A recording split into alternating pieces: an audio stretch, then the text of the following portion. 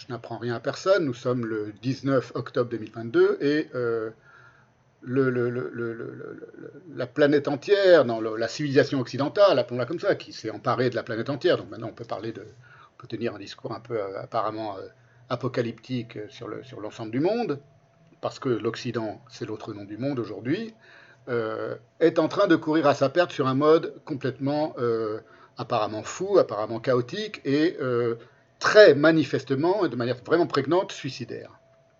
Au moment où je vous parle, aujourd'hui, c'est une phrase qui aurait semblé complètement folle il y a quelques mois seulement encore, il n'est pas impossible qu'une guerre nucléaire se soit déclenchée avant la prochaine séance.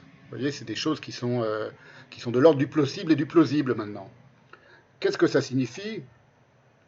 Ça signifie que c'est des choses que j'ai déjà dites et que j'ai beaucoup expliquées au début du séminaire en particulier, lorsque j'expliquais pourquoi il s'appelait la gestion génocidaire du globe, donc il y a plus de 2 ans maintenant.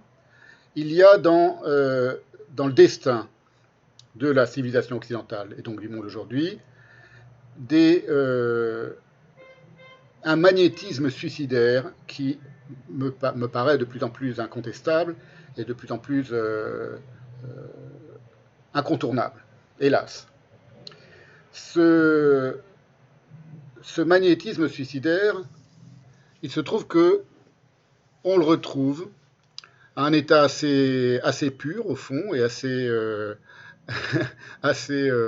dénué de blabla et de recouvrement communicationnel. Il y en a beaucoup, il y a beaucoup d'idéologie, beaucoup de rhétorique, mais on le trouve au cœur du conflit israélo-arabe et israélo-palestinien et judéo-musulman. Et c'est en cela qu'il est intéressant, ce conflit, à étudier de près, parce qu'il offre quasiment comme une expérience, si vous voulez, ou un regard sur une expérience de nihilisme presque à l'état pur, qui est ce qui se passe entre Israël et le monde arabe, ou les ennemis d'Israël. Voilà. Donc entre le sionisme et l'antisionisme. C'est pour ça que c'est intéressant et qu'il ne faut jamais